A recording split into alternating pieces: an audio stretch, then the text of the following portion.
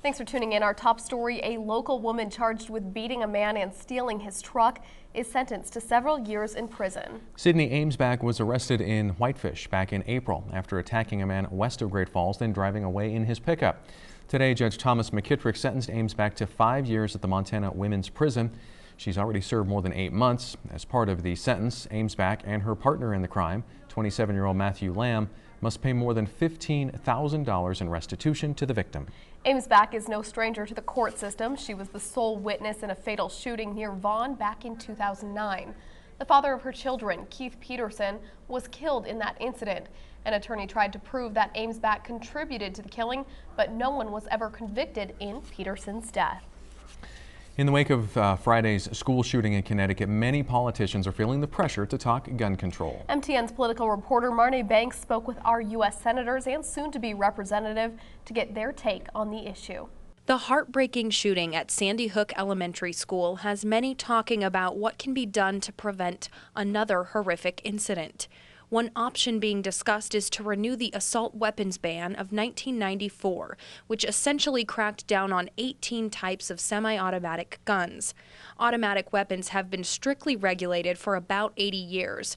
Those are weapons that continuously fire when the trigger is held down. President Obama says he would support reinstating the assault weapons ban.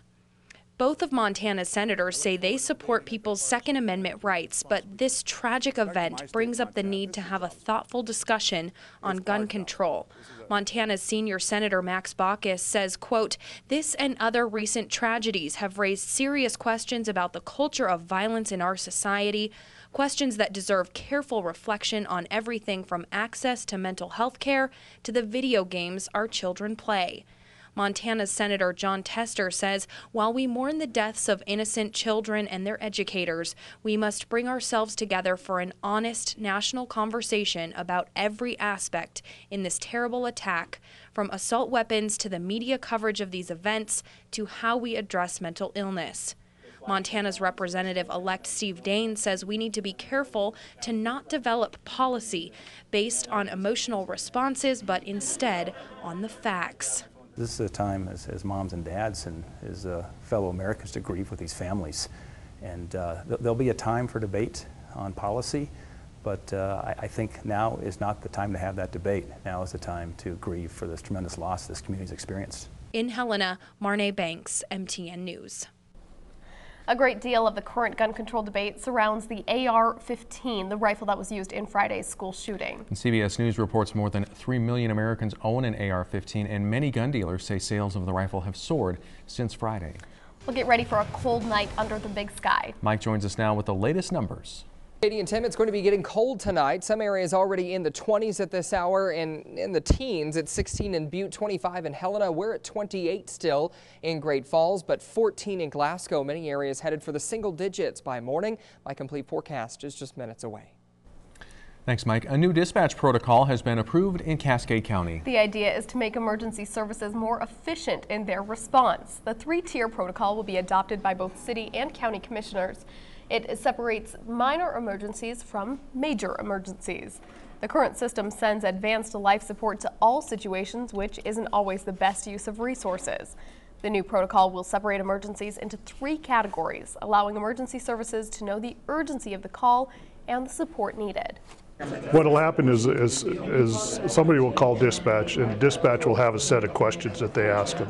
And if they meet a certain criteria, then it'll step up to whatever level of dispatch that's necessary for that incident. The dispatchers will start training on the new protocol next month, and then it will be implemented in February. Also during today's County Commission meeting, a new food service provider was approved for the Cascade County Detention Center. 1990 was the last time the Sheriff's Office requested proposals for food service. The current provider, Aramark Correctional Services, was ultimately outbid by Trinity Service Group Incorporated.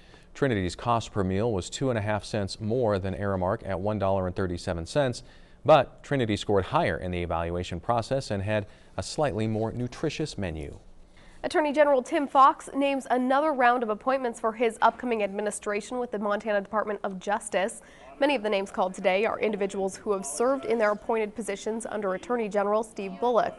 Some new appointments include the communications director, the chief of the Montana Highway Patrol, and the administrator for the Forensic Sciences Division.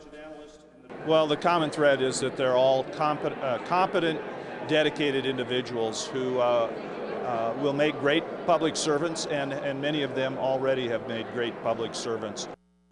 You can go to our website for a full list of the appointments and bios from today's announcement.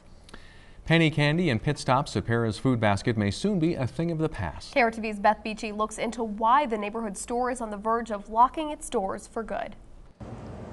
I am just praying for a Christmas miracle, that I don't have to close the store I've worked 15 years to build up. Lori Paris lost her husband back in 2009, and since then it's been a struggle to keep Paris Food Basket up and running.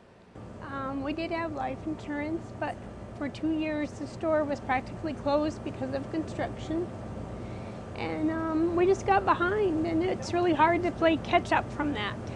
When Paris Food Basket orders all the candy and other products in the store, they don't order it with the money they have. They order with the money they hope to make. And when competing with gas stations and big box stores in the area, it gets tougher and tougher to make ends meet. I mean, I hear people struggle every day, so I understand when they want to go to Walmart and get things because it's way cheaper. Paris is catching up on a few payments and has a $10,000 bill due at the end of this week. She's withdrawn all her savings and is still short on the money she needs. So now she's asking for help from customers. We're asking our friends and neighbors to come here and shop and hopefully bring up our totals to what we need it to be in order to get everybody paid. Paris says she does have loyal customers she sees almost daily and says she's thankful for their support. But now she's hoping former customers will start to come back before it's too late. In Great Falls, Beth Beachy, MTN News. Christmas will be a little merrier for roughly 35 students at Longfellow Elementary, thanks to the efforts of two longtime friends. Laura Clark and Jeff Brainard asked members of a local church, schools, and nonprofits to supply presents for children in need. The children's parents are then notified to pick up the gifts at the school. The idea is the kids will never know who supplied some of their gifts under the tree. You know, you can preserve some dignity in the situation, and the parents can say, oh, here's a present, because I think they need to do that too. Brainard and Clark started the Longfellow event last year. They plan to keep expanding it in the future. The folks behind Toys for Tots say the need for gifts has been greater than ever this year, but overall, it looks like the community did step up to the challenge. As of last week, Toys for Tots had helped 4,055 kids, but there are still plenty of orders to fill. Infant toy donations are down significantly, but the 3 to 6 year age group is up. Organizers say, generally speaking, toy donations are down, but they're making up for it thanks to an increase in monetary donations, which allows them to do more shopping.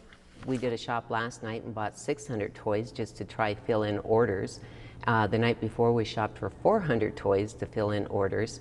So we've done a lot of shopping. With our auction doing so great, we have the money to spend this year, so that's an awesome feeling. Although the boxes have already been collected, Toys for Tots will continue to accept donations up until Christmas. Doesn't matter who donates, what they donate. One thing we shouldn't be looking for under the tree: snow. Maybe. Ooh, there's new hope since I last checked. There is new hope here. We know you've been busy. He's gone from producing Grinch the to show. Santa. Yeah. We've got a storm system that's looking promising. Right. For the weekend. Okay. We're going to talk about that. We're also going to talk about how cold it's getting in the next 24 hours because it's going to be cold. This evening, we're going to be down into the teens. You'll need the coat, the heavy coat, the gloves, the jacket, the scarf, all of the, warm things to keep you warm. You need those this evening. Your full forecast is next.